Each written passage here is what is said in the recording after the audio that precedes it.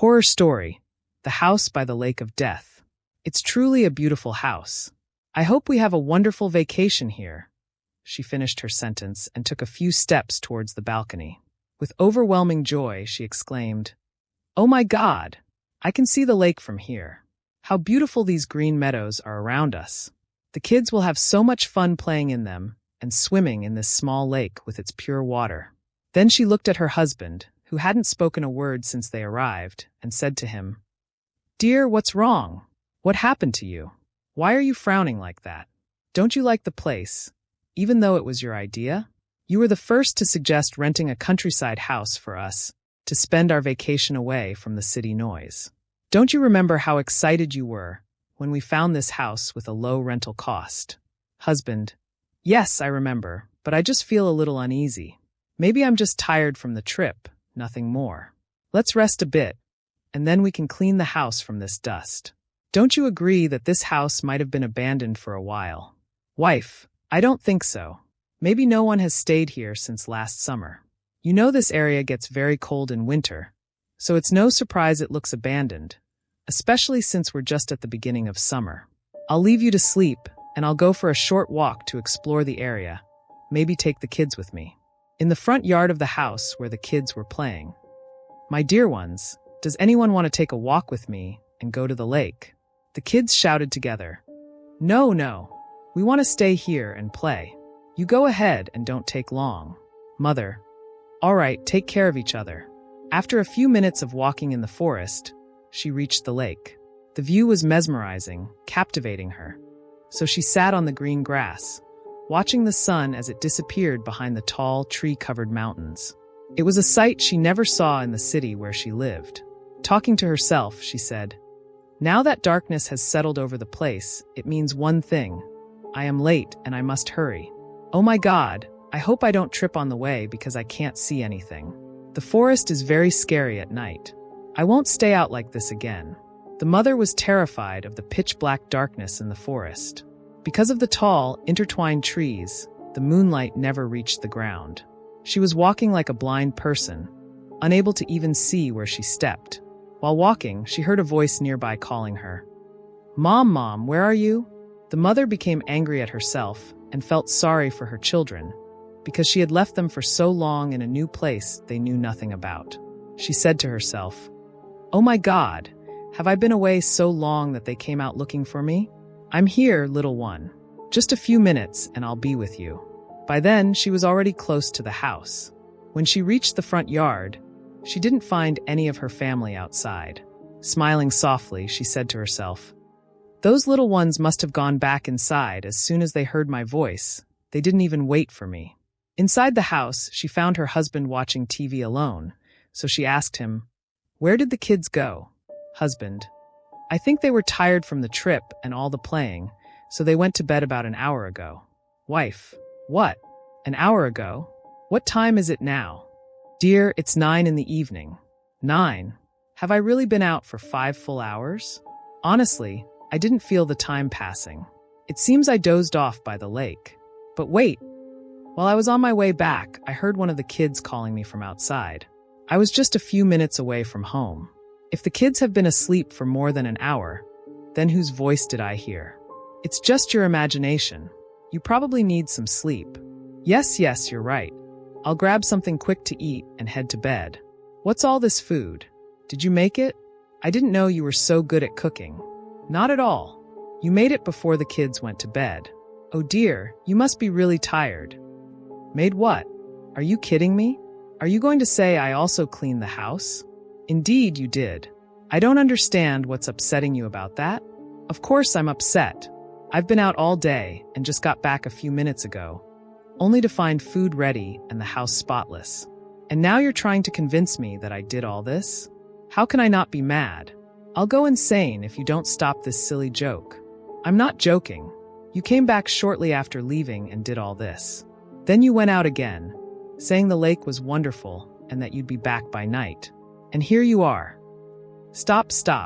I'll let you finish this joke by yourself. I'm going to bed. While she was sleeping in her room, she heard that voice again, the voice of the child in the forest. Mom, where are you?" "I'm here, little one.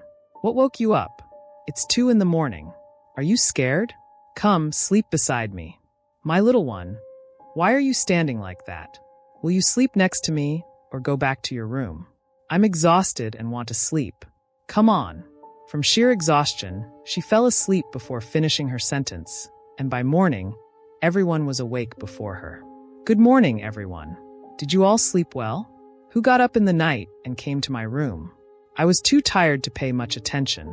Amjad, the eldest son, replied, What are you talking about, Mom? We slept all night. As far as I know, I didn't wake up at all. Maybe it was this scaredy cat, he said, teasing his younger brother, Kareem. Kareem, no, not me. I slept the whole night. Camelia, the youngest daughter, not me either. Farida, the mother, certainly not me. Okay, shall I make breakfast for you? Mom, you've been acting strange since we came here.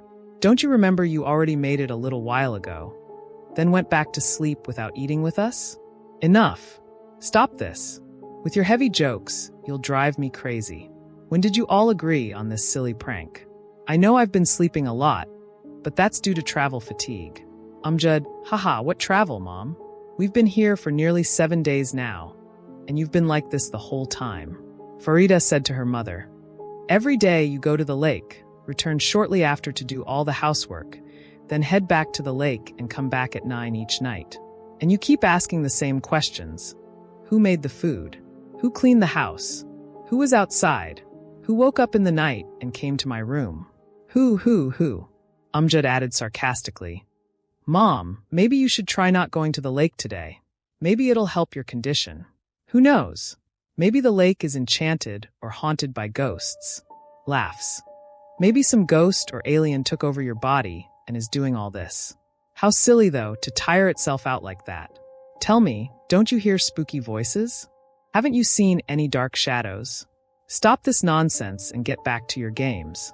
Don't talk about such things in front of your younger siblings again. Don't be mad. I was just joking with you. Fine, maybe you're a little right. I'll take your advice and not go to the lake today. But where's your father? If you don't go to the lake, someone else must go in your place. The ghost or alien probably summoned him to take over his body so he can enter the house. Who knows, maybe this was his house before. Before Amjad could finish his sentence, their father returned and heard what his son had said. Shut up, you fool. I went for a swim and to fish. Here I am, back again. No need for such nonsense that even a small child wouldn't believe. Amjad, okay. Don't get so worked up. Can't we joke in this house? By the way, little Camelia, don't go to the lake alone again. Camelia, I didn't go. No need to lie. I won't punish you. But tell me, why did you run away when I saw you? Dad, I swear I didn't go there. I told you don't lie. I saw you there, wearing that pink dress you wore at your aunt's wedding. What are you talking about? I didn't even bring that dress with me. It seems the lake is really haunted, just like my brother said. I hope you're my real dad and not a ghost in his form. I'm going upstairs to play with my dolls. Wanna come? Farida thought her sister Camelia was asking her to come play with her. Farida, since when do I play dolls with you? Go play by yourself. Camelia, who said I was talking to you? Farida, Dad, did you hear how rudely your daughter is talking to me? Yes, I saw.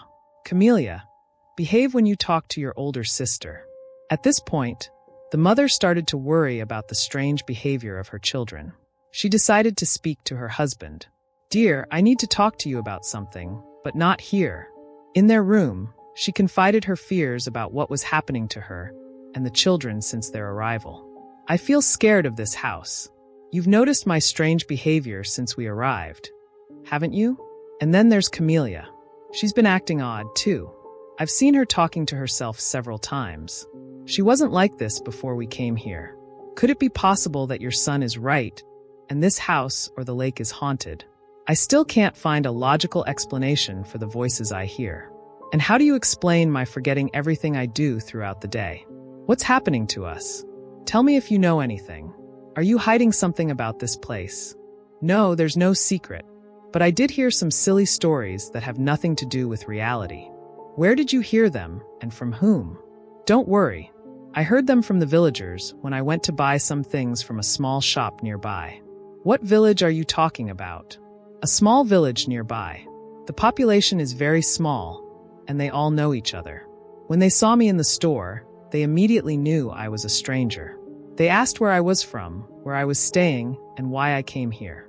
When I told them we were staying in this house for vacation, they were scared and told me an old, terrifying story about this house and the lake. It's a story about people who were killed or committed suicide, and how their spirits and ghosts still haunt the place. But of course, I didn't pay any attention to their nonsense. Why didn't you believe them? What would they gain from making up such stories? I don't know why I didn't believe them. But you know how villagers are. They believe in superstitions. I want you to take me to this village now. What? Now? Yes, let's go. We'll leave the kids here. Hurry before it gets dark. Okay. The village isn't far away. In the car, she asked her husband to tell her the stories he had heard from the villagers. What scary stories did they tell you? I don't remember all of them, but I do recall a story about a little girl who drowned in the lake after her mother left her there alone. Some say the mother killed her. Why did she kill her? Didn't they tell you? Yes, they told me that the girl had a little while ago, I was sure it was the same village, but now I'm not. I don't recognize the houses or the roads. Here's the store and the cafe, but I don't understand why everything is abandoned. Where did all the residents go? How did they disappear, and when? They disappeared more than 50 years ago. What? How did you know? Didn't you see this sign before? It says, the village was evacuated in 1963 due to the spread of some toxic gases that emanated from the Earth's surface. So, who was I talking to? And the things I bought? How is this possible? I don't understand anything anymore. Tell me, what's happening? Believe me, that's what I want to know too. Let's go back home. I'm worried about the kids. At home, everything was fine until her return. Are you all okay? Yes, Mom. All of you? Yes, and what could happen to us? Don't worry about it now. Listen to me, and I'm sorry for what I'm about to say, but we're cutting our trip short and going back home. Why, Mom? We want to stay here until the end of the vacation. No, there's no going back on our decision. Come on, go to your rooms and pack your bags. Camellia. Mom, should we take her with us or leave her here alone? For the second time, Farida thought her sister was talking about her, and an argument began that revealed some frightening things that the mother was unaware of. Farida, I didn't know you hated me this much, but I assure you they will take me with them. You can stay if you want. Camellia, but I didn't say anything to you. Why are you still talking, Dad? Make your daughter stop bothering me. Farida, stop bothering your little sister. I didn't bother her, Dad. She's the one who talked about me a while ago, and I'm just responding.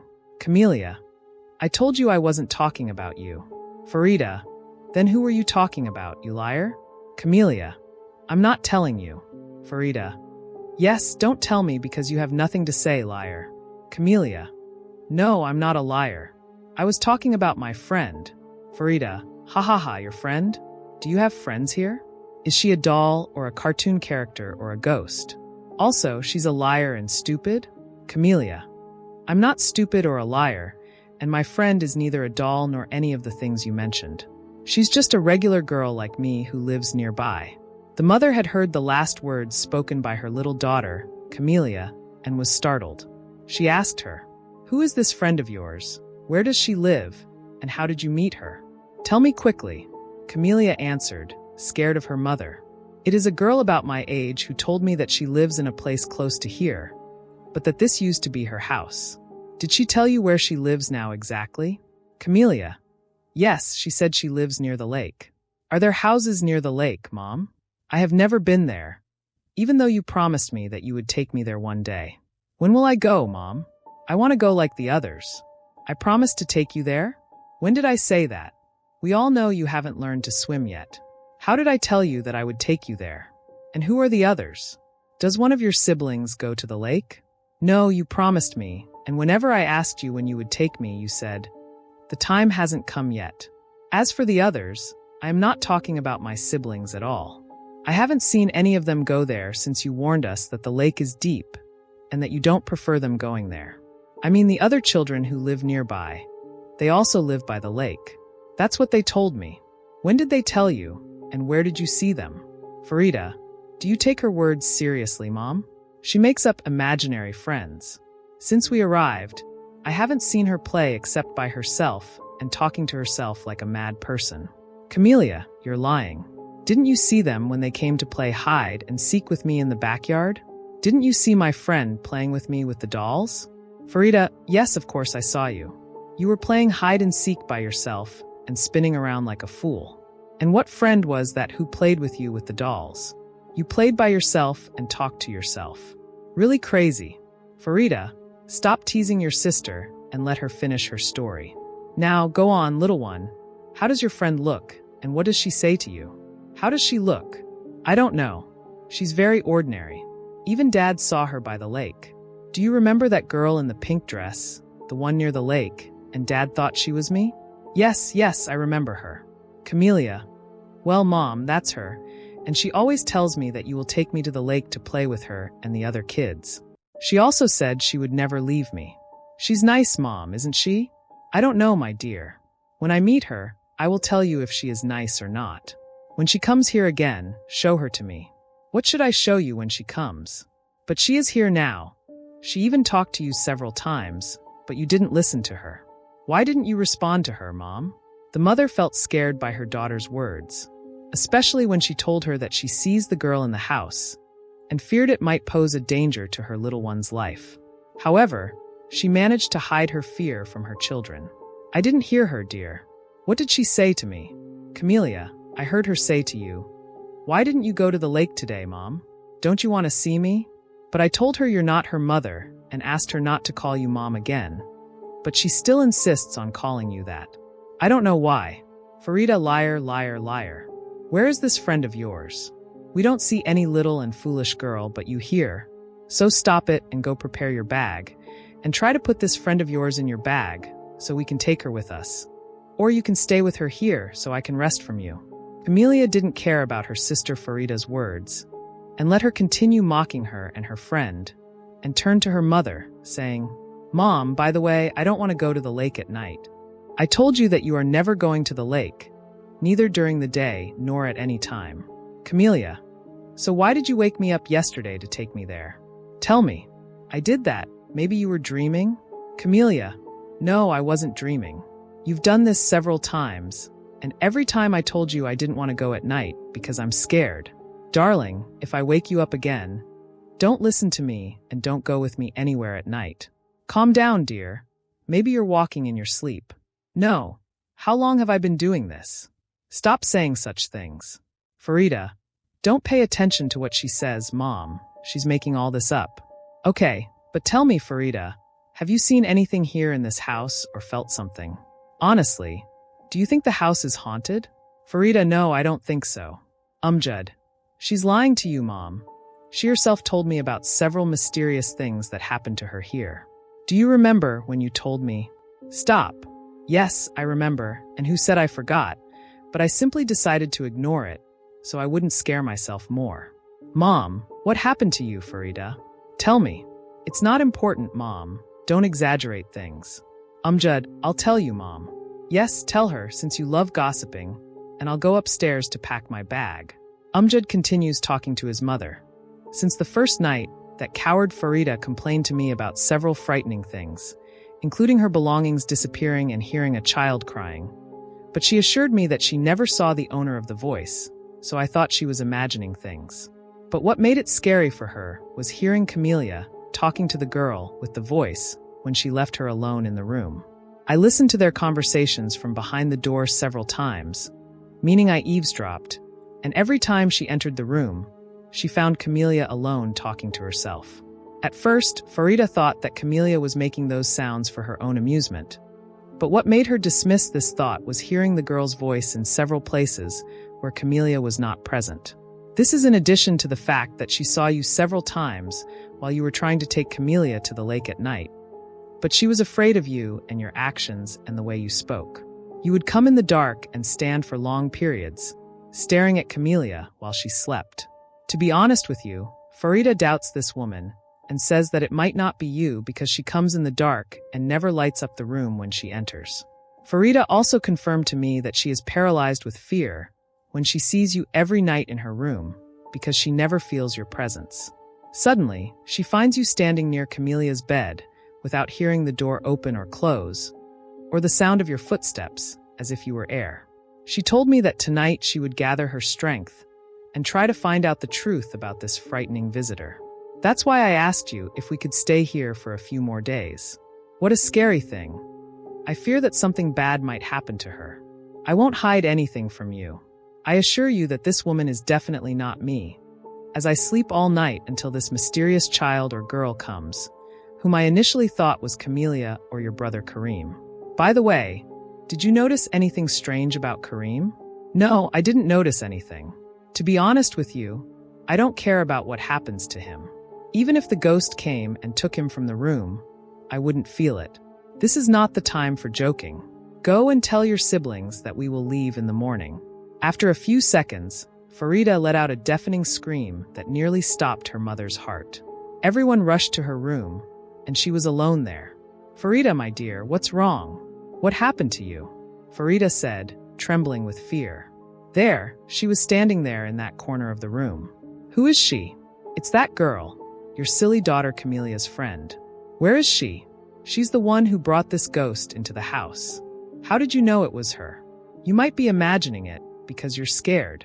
No, I wasn't scared at all. I was packing my bag and listening to music when I saw something move. When I turned around, I found her.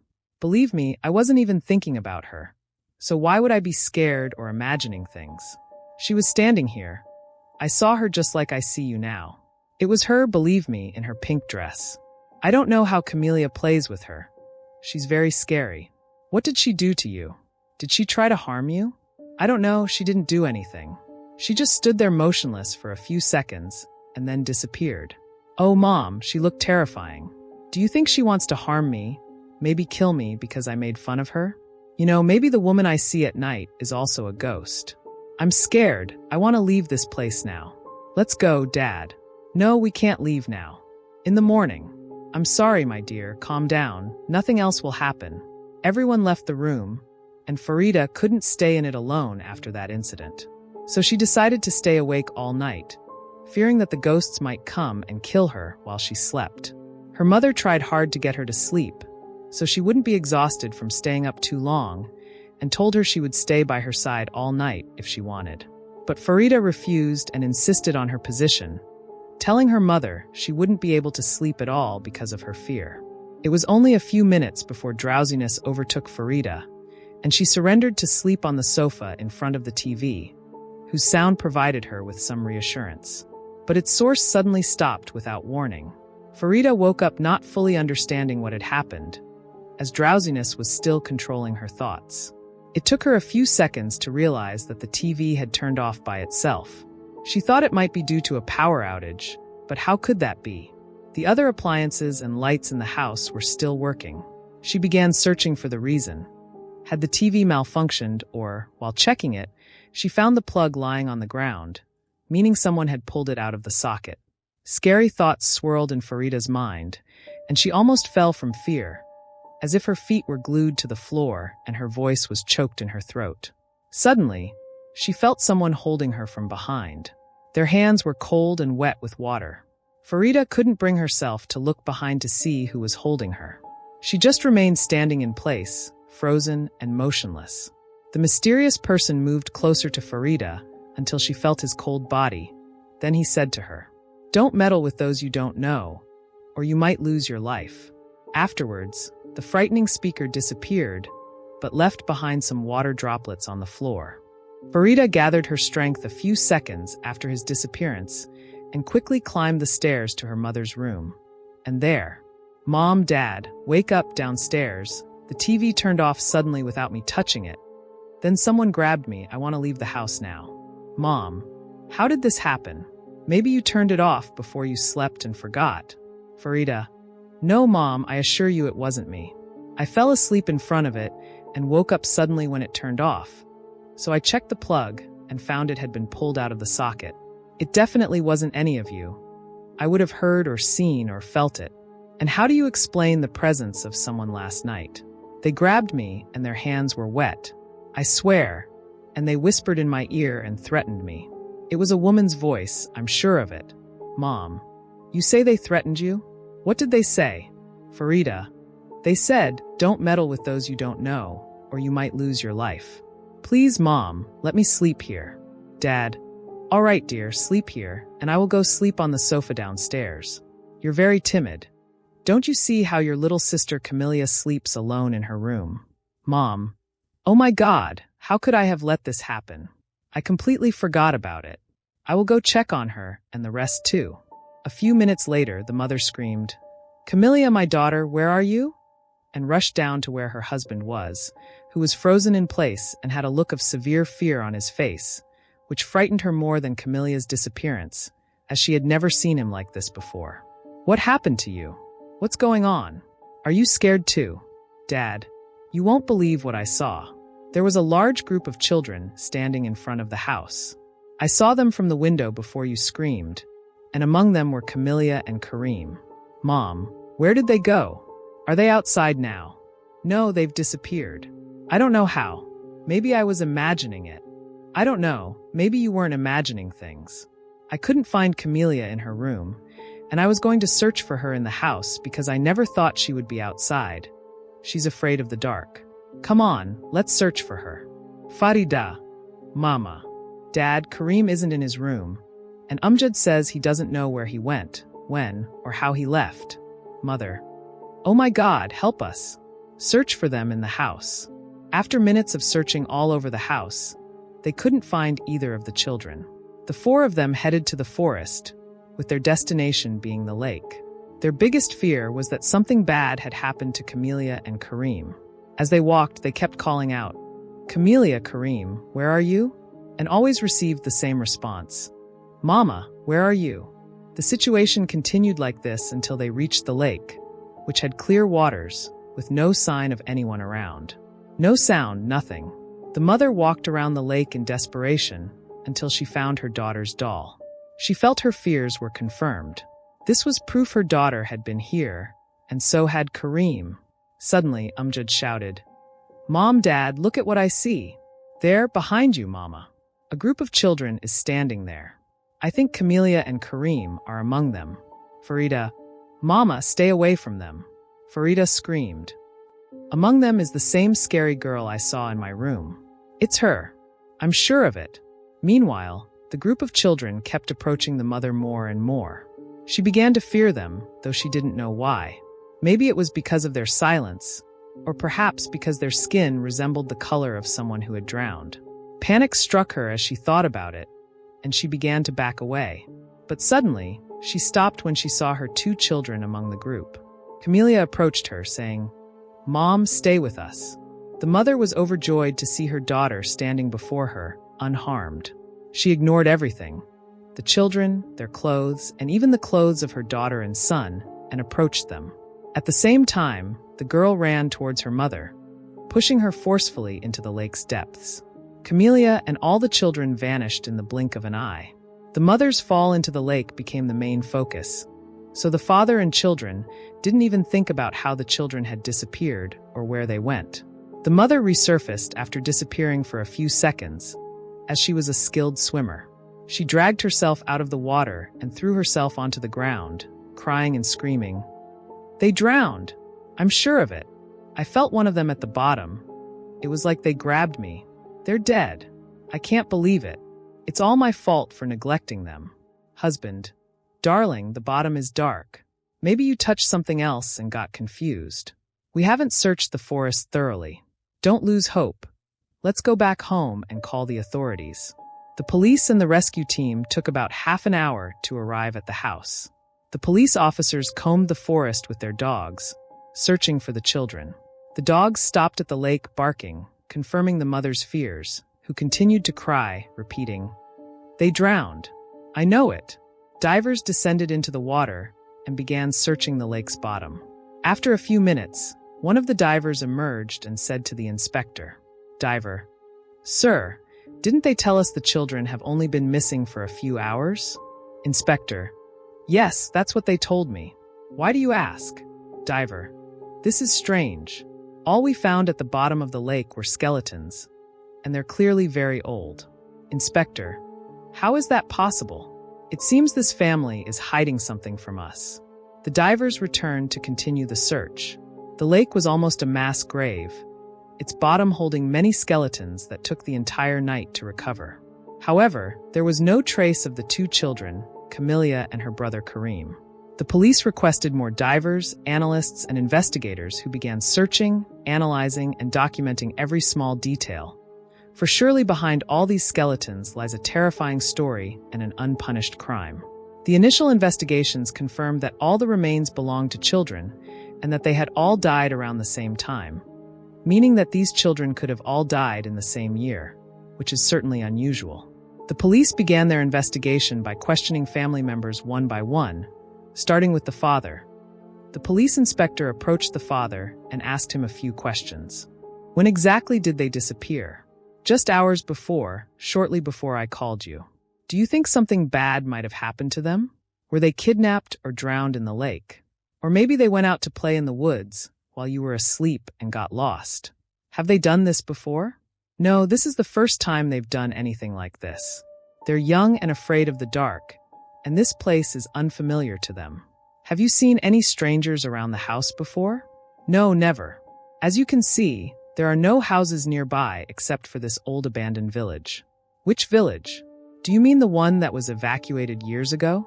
Have you visited it?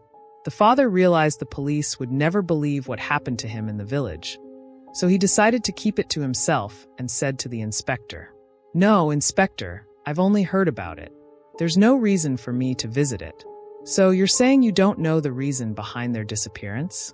Very well, I'll continue questioning the rest of your family, and I ask that you accompany me to keep the investigation lawful. Will you allow that? Yes, of course. Go ahead. During the investigation with Farida, her statements were different from what her father had said, making the police suspicious of them. Police Inspector, Farida, tell me what you know. Did you see any strangers here? Farida, unlike her father, wasn't cautious and told the inspector everything that had happened to her and her family in that terrifying house. Yes, there was a stranger. No, not just one, there were two, maybe more. But I only saw a woman and a little girl. I saw them myself. I saw the girl once in my room, and she disappeared suddenly. I know you won't believe this. As for the woman, I've seen her several times in my room as well. She would come every night and stand for minutes staring at Camelia, and just a little while ago, she came to me and threatened to kill me. She threatened to kill you? How did they enter your house? I don't know. I think they're ghosts. Can you describe them? Yes, the girl had very ordinary features, but her color was strange, as she resembled the dead. In addition, her clothes were old. As for the woman, she looked a lot like my mother, so much so that I thought she was my mother at first, but I only saw her in dim light when she entered my room at night, so I couldn't describe her well. Even when she attacked me, grabbed me, and threatened me, I didn't see her because she was standing behind me. What made you initially think she was your mother? Because she resembles her to some extent, and also due to my mother's strange condition that appeared after we moved into this house. How was her condition strange, and did it affect her behavior towards you and your relationship with her? Yes, a lot. She was very frightening, Inspector. Farida told the inspector about the strange behavior her mother exhibited, which led the police to suspect her. Tell me, Farida, do you think your mother is behind Camelia and Kareem's disappearance? Maybe she had one of her episodes and harmed her children. You yourself said that the woman you saw and thought was your mother threatened to kill you. Perhaps it really was your mother, but you didn't see her well. Farida was very afraid that her words might accuse her mother, so she tried to defend and justify her actions, saying, "No, impossible, it's not Mama. That woman has a completely different voice from my mother's. And my mother hasn't had one of those strange episodes since she stopped going to the lake. Dad, tell him it's definitely not my mother. Tell him about the girl I saw in the forest. Did your mother consult a doctor about her condition? No, she's not sick. All right, calm down, Farida. It's just a question, don't be afraid. Let's leave your mother's condition for now and focus on Camelia. Did you notice anything unusual about her? She shares a room with you. Didn't she mention seeing or knowing anyone in this area? Yes, definitely. She told us about friends she has, saying they live near the lake, including the girl I mentioned earlier. Most likely, these friends are ghosts too, because, as you can see, there are no houses near the lake. She also said that this friend used to live in our house before. So you believe your house is haunted by ghosts, and they may have harmed Camellia. Did Kareem talk to them too? I don't know. He doesn't talk much and spends most of his time in his room. You should ask Amjad about him. Thank you, Farida. But it's better if you don't dwell on this ghost story. The inspector went to continue the investigation and interrogate Amjad and his mother. He told his colleague that he suspected a family member because the father didn't tell him the whole story, and his statements were entirely different from her father's. Inspector to his colleague, I want you to send someone to the police station to bring the picture of the girl who went missing years ago and was believed to have drowned, the one who lived in the lake house years ago. Also, bring pictures of several other children. I will, but why do you want them? You'll find out soon enough. But tell me, do you believe in ghosts? The father said to his son, Amjad, the inspector wants to ask you some questions about your brother Kareem. I hope you answer him honestly and tell him everything you know.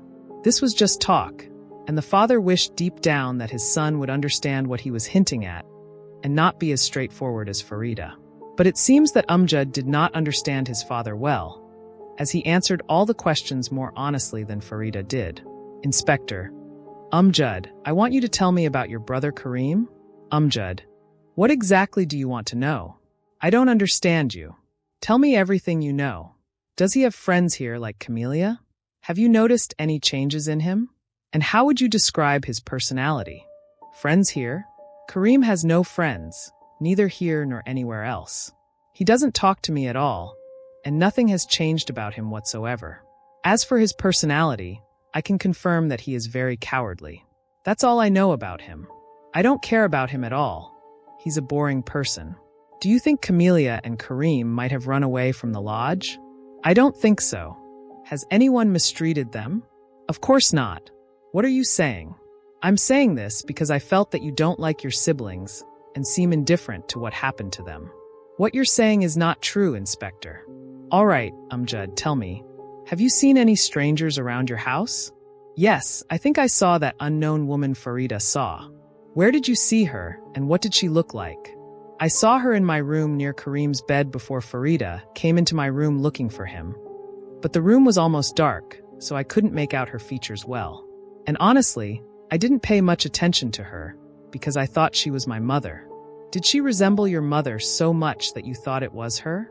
Yes, almost. What made you change your mind and say she wasn't your mother? Several things, one of which was that my mother never wakes up at night to check on us. Also, that woman was wearing a strange dress my mother doesn't have. True, I didn't see the dress well because the only light in the room was the moonlight coming through the window, and it wasn't enough to see her features or the color of her dress, but it was enough for me to tell that the dress was long and its design was old-fashioned, something women don't wear nowadays. Also, she had her hair tied back, which my mother never does. You saw all this just by moonlight. That's strange. Where were you, Amjad, at the time of their disappearance? I was sleeping in my room, and before I slept, Kareem was asleep in his bed next to me. How did you know he was missing? Farida woke me up to ask where he went. That's when I found out. Didn't you feel him leave the room? No, not at all. Maybe the strange woman I saw took him with her.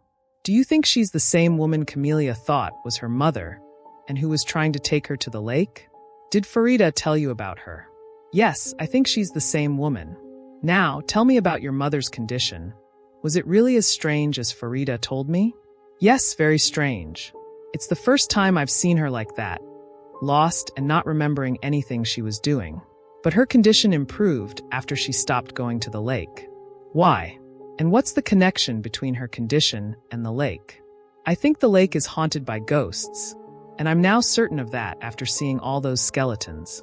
Maybe one of their ghosts possessed my mother or something. Camelia's friend was also a ghost, and so was the strange woman, and the children who come to play with Camellia. They're all definitely ghosts. Do you also believe that the house is haunted by ghosts? No, the house is not haunted, it's the lake. Because the lady I thought was a ghost didn't appear in the house until my mother went to the lake. And also the mysterious girl, Camelia's friend, we didn't know about her until my father saw her at the lake. So there are 2 ghosts in your house, a woman and a little girl, and no other ghosts? Certainly, there are many more outside the house. The ghosts of children who play with Camelia, but they never entered the house. They just played with her outside. Wait, I think there's a 3rd ghost in the house. I just remembered it now. My mother used to see it every night in her room, and she thought it was Kareem. Does she still see it? I think she hasn't seen it since she stopped visiting the lake. It only came to her at night, and it would only appear in the darkness at the same time every night. She would find it standing still in front of her, and then suddenly it would vanish. That's what she told us, but we never saw it ourselves. I just remembered something that might help you, Inspector. I don't know how I forgot such an important thing. We saw a large group of children, probably Camelia's friends, standing near the lake while we were searching for my siblings. Among them, we saw Kareem and Camelia. They looked very strange, and that mysterious girl was with them. I don't know her, but Farida screamed when she saw her and told us she was standing among them.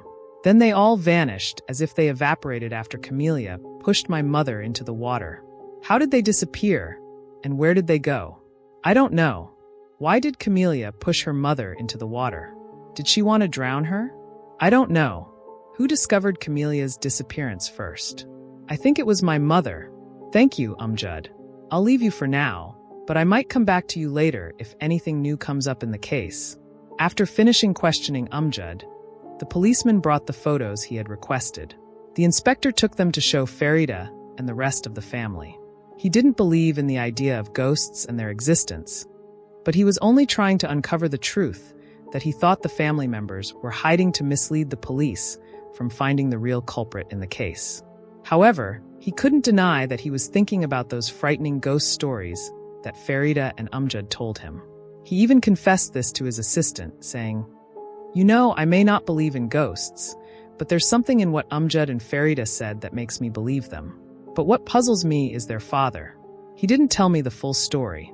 Either he thinks it's too silly and knows we wouldn't believe it, or he knows who's behind the disappearance of Kareem and Camelia. At the same time, I wonder, even if the culprit is a family member, it's impossible for them to be behind the deaths of all those children we found at the bottom of the lake. Now I need to interrogate the mother. Where is she? She probably returned home. She's in a very bad condition. Shall we send for her? No, I'll go to her myself. Maybe I'll find some clues in the house that can help us solve this case." There, Farida was sitting with her mother, who had been exhausted from crying so much. She didn't notice the inspector entering, who began to inspect the house, then sat beside the mother and asked her if she was in a state to answer some questions. Yes, Inspector. Of course, go ahead. Well, I want to inspect the entire house, as it seems very large, and I ask you to guide me, and I will ask you questions during our tour if you don't mind. No, go ahead, Inspector, and I hope you find evidence or information that might help you. First, tell me, ma'am, what led you to believe that Camelia and Kareem had drowned? Perhaps they are just lost, or maybe they were kidnapped. The mother was as cautious as her husband, not telling the inspector about any of the incidents they had experienced since coming to this frightening house. She based her statements on brief and more realistic words than Farida and Amjad's. I thought so because we searched everywhere inside and outside the house and found no trace of them. Also, Camelia had asked me several times to take her to the lake, but I refused. Therefore, she might have gone there with Kareem while we were asleep. As for the idea of kidnapping, I never considered it, especially since we are in a relatively isolated area and there's no one around us. So you haven't seen any strange person in or around the house? No. Strange, that's completely different from what Farida and Amjad told me. They said you saw a child in your room several times, and that Camelia was seeing a little girl. Farida also saw her, and your husband saw her at the lake. Additionally, there's that woman who looks like you, whom Amjad saw standing in his room before Kareem disappeared. Farida also confirmed she saw this woman standing near Camelia's bed multiple times, and told me that this woman threatened her with death. Madam, why don't you tell me the whole truth, and there's no need to lie? What I am telling you is the truth, Inspector.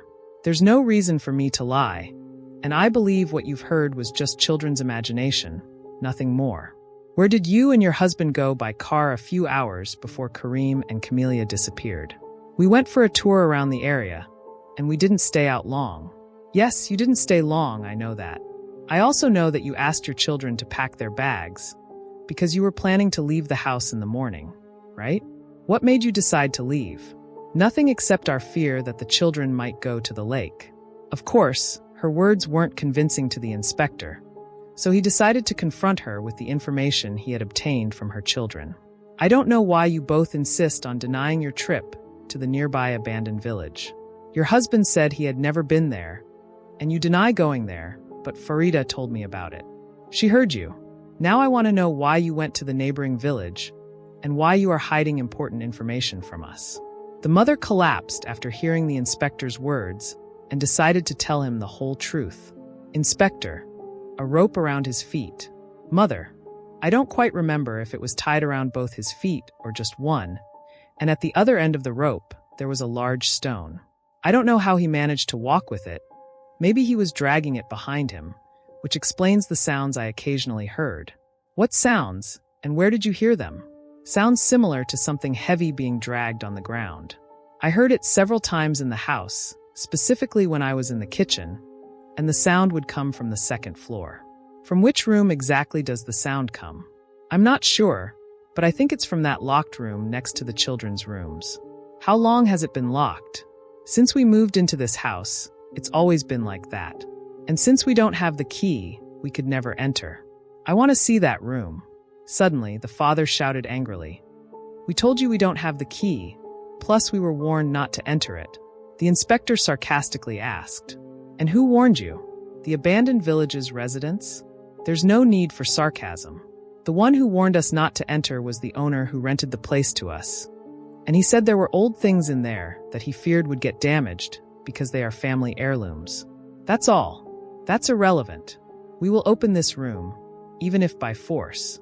A crime has taken place here, and 2 children have disappeared, so it's our duty to search everywhere. You don't have permission to search the place. The inspector ignored the father's words and ordered his men to search the house for the room's key. Search each family member and their belongings if necessary, and if they couldn't find it, to forcefully open the door.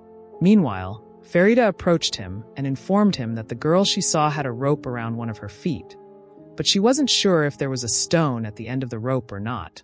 Suddenly, before the police could break into the abandoned room, one of the men came running to the inspector, urgently asking him to come to the lake because there was something he needed to see. Sir, you must come with me quickly to the lake. There is new evidence suggesting a crime behind all these skeletons. All right, I'll come with you, but I'll return shortly to open that room. Let's go. The inspector went to the lake, accompanied by Farida and her mother.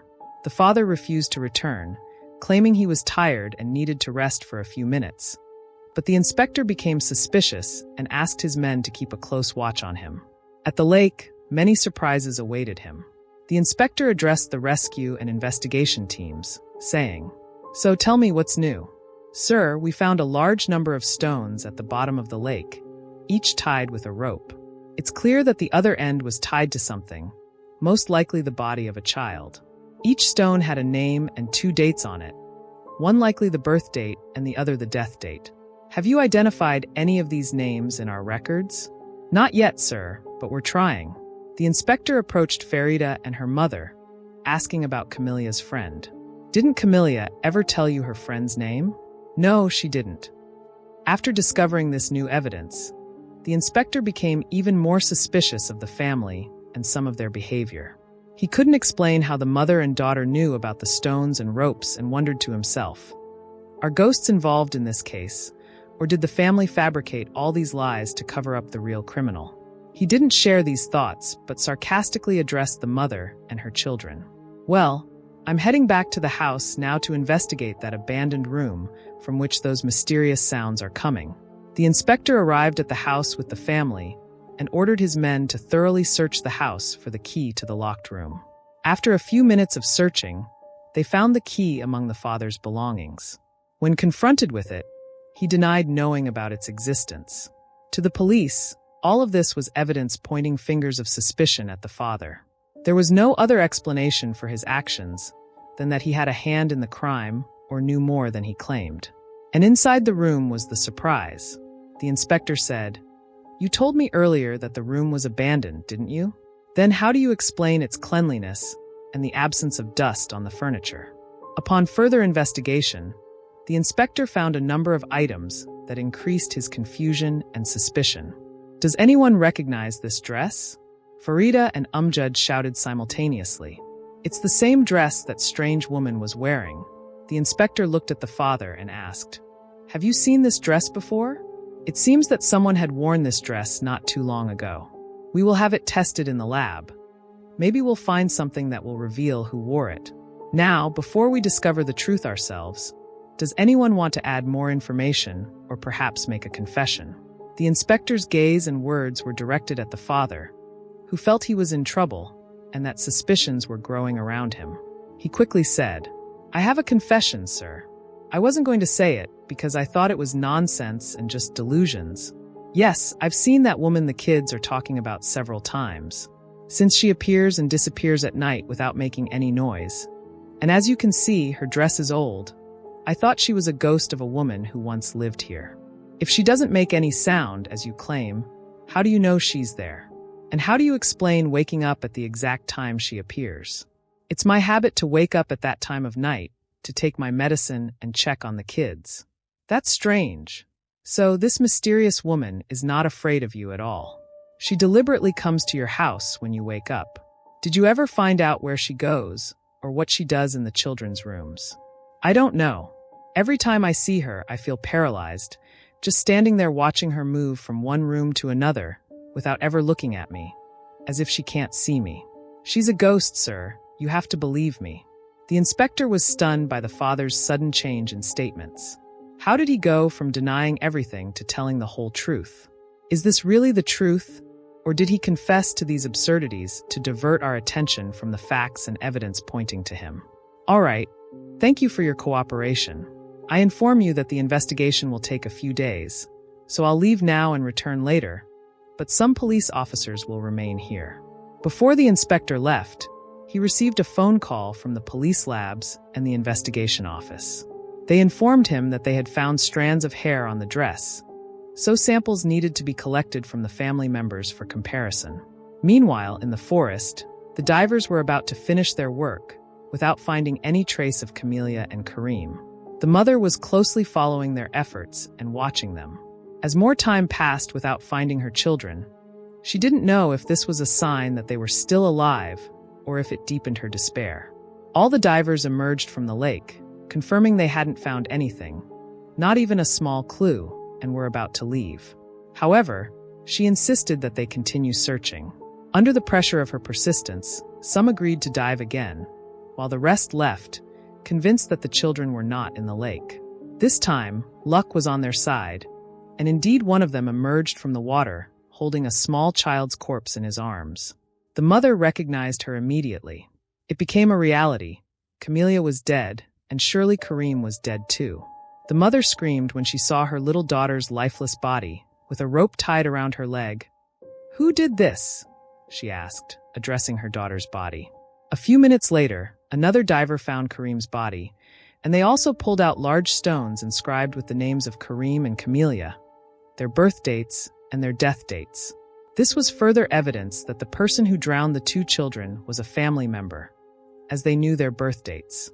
The police took the evidence, the two bodies, and the skeletons that were found to the morgue to continue the investigation, and placed all family members under surveillance until new evidence emerged to either clear them of the charges or prove them guilty. After several days, the results of the analysis of samples taken from the mother and her daughter Farida came back, compared with the hair strands found on the dress, and the results were shocking.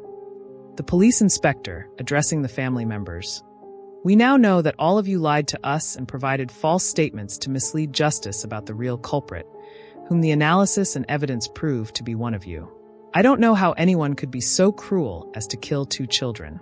The perpetrator is a criminal who deserves the death penalty for this crime. Unless they were sick and not in their right mind when they committed the crime, which is most likely what happened, based on your own testimonies. The father interrupted. Everything you're saying is a lie. You yourself saw the number of old skeletons that belong to children. Maybe their killer is the same one who killed my children, or maybe it's his ghost. Stop this nonsense. What ghosts are you talking about? These skeletons belong to children who died many years ago, long before you and your wife were even born. And among all these children, only 4 died from murder. Camelia, Kareem, the little girl you claim to have seen, and that dark-skinned child your wife claimed to see in her room. You clearly knew about all these children and made up these stories based on prior knowledge of the children's descriptions and what happened to them. Did you expect us to believe your ridiculous stories about ghosts and such? The mother. If they died naturally and weren't intentionally drowned, then why were their bodies thrown there? And why were their legs tied to those stones? I'll answer that. At that time, a contagious disease spread among children, taking the lives of many. Since the village was isolated, ignorance prevailed, and the villagers believed that a child who died from this disease would rise again at night to kill other children if buried in the ground. So, families resorted to throwing their child's body into the water, tying it with a stone inscribed with the name, birth date, and death date, to keep the body at the bottom and as a marker for the deceased child, a kind of gravestone. And what about the girl and the boy? How did they die? Did we also kill them? Certainly not, but their murder is very similar to Camelia and Kareem's murder. Both children became severely ill, and fearing the disease would spread to their other siblings. Each family threw the child alive into the water. They didn't wait for them to die from the illness. And you certainly heard the story of the woman who drowned her child in the lake. And that's how you invented the story of the unknown woman who comes at night and enters your children's rooms. It's a good story, fit for a horror movie, but unfortunately, it can never be considered evidence in this case. Therefore, I suggest you confess what you know before I arrest the suspect, based on the compelling evidence we've found that leaves no room for doubt. Before you accuse any of us, how do you explain my vision of the residents of the abandoned village? They were the ones who told me the story of the woman who killed her child in the past. It's not my duty to explain that to you. Tell me, was anyone with you to witness this? Certainly not. So what makes us believe you? Sir, we both know you know the killer and are fabricating all these lies to divert suspicion. And you weren't the only one who made up stories. I believe you all agreed to fabricate them to protect one person, or perhaps out of fear they might lose their mind. You never expected things to escalate this far, for this person to become so ill that they would kill 2 children they loved dearly. Now tell me, who is this unknown woman wearing the gray dress? Don't lie, for if you don't admit it yourself, I will reveal who she is. The husband, unable to control himself, rushed and said what he shouldn't have in front of the very person he and everyone else had lied for. No, sir, please. She's ill, and she may get worse if she finds out the truth. How can we explain to her that she committed the crime without realizing or remembering it? Please stop, that's enough. His wife, shocked by her husband's words, said, Darling, who do you mean? Stop saying that. You're implicating one of us, and that's impossible. None of us is capable of committing such a heinous crime. Isn't it enough that we lost 2 children recently? Please, Inspector, isn't our tragedy enough? You want to accuse one of us of murder too? Please find the real killer outside. It's certainly not one of us. I swear to you, I have no other choice. I will speak based on the evidence we found. The hair strands we discovered on the gray dress belong to you, madam. And your husband knows this well. Tell me now, why did you do it? No, stop accusing me of killing my child. Ask them. Farida saw the ghost of the child and that woman who claims to be me. Amjad saw her too, as did my husband. They all saw the group of children by the lake. They were ghosts. She said this and then looked at her family, hoping they would agree with her, but they didn't. They were all crying because they knew the whole truth, and the police knew it too. So how could they continue to stick to their story? The mother, realizing from her family's looks that what the inspector said wasn't just an allegation, fainted from the shock. A little later, Mom, Wake up, Mom. Wake up, are you okay? What happened to you? The mother was murmuring a few words in a faint voice. No, this didn't happen to my little one, no, they didn't die. I wish we hadn't come here, I'm not a killer. Farida screamed at her mother. Mom, don't do this, stop it please, Mom, you're scaring me. The mother regained her senses at the sound of her daughter and opened her eyes, looking around to find herself lying in the back seat of the car with her daughter beside her. Farida, what happened to you, Mom? You slept the entire way. Are you okay? Do you feel ill? Are you sick? Mother, no, I'm not sick. I'm a killer. Your mother is a criminal. Farida, astonished by her mother's words. It's clear that you had a terrifying dream. Did you see yourself as a killer and a criminal in your dream? Mother, what dream are you talking about? Farida, what dream? I don't know, you were the one asleep. You were the one who had the nightmare. And you're the one who needs to tell us what dream you saw. We all heard those words you were repeating several times. Camellia and Kareem of the lake, they drowned. I'm a killer. Mother, I don't know where you got this cruelty from, Farida. Is this a good time for joking? Amjad responded from the front seat. Yes, it's the right time for joking. Oh, Mom, if you knew how much I helped. His mother interrupted, unable to believe where he got all this cruelty from. Are you happy with the death of your siblings? Why are you so cruel, son? Are you happy about your siblings drowning and accusing your mother of committing murder? Yes, I'm happy they drowned, but I never wanted you to drown as well. We would have enjoyed it more if you joined us with some scary stories or just listened to them. Dad, Farida, and I know many scary ghost stories. What are you saying? Where are we? I don't understand anything. We're on the road, Mom. Isn't it obvious? We're in the car, and it seems you were deep asleep. Mother, I didn't drown, it was Camellia and Kareem. Farida, yes, they drowned, and we're sure of that. That's why we're happy. Isn't the trip more enjoyable without hearing their screams all the time? Even you managed to fall asleep. Didn't I tell you? Mother, what are you saying, Farida? Are you also happy with your siblings drowning? Oh God, I wouldn't be surprised if someone told me that you and Amjad were the ones who drowned them. But the inspector said I'm the suspect. Why am I here in our car instead of being in the police car? Farida, I swear to you, Mom, that they drowned by themselves. Camellia drowned right after you, and then minutes later, Kareem drowned. Lift your head a bit, and you'll see for yourself how they sleep. Even their stupidity is apparent while they're sleeping. So you mean they drowned in their sleep, and so did I. But where are we? We're in the car and on our way to the lake house where we're going to spend our vacation, and we're almost there. You've been asleep the entire way, and I woke you up when you started talking in your sleep because it was very clear you were having a disturbing nightmare. That's all there is to it. If you had woken up a little earlier, you would have heard the scary story Amjad told about the house we're heading to. A scary story. Yes, it's called the Death Lake House, and there are ghosts in the nearby lake, as well as a ghost of a little girl who also lives in the house. If you need further adjustments or have more text to work on, just let me know.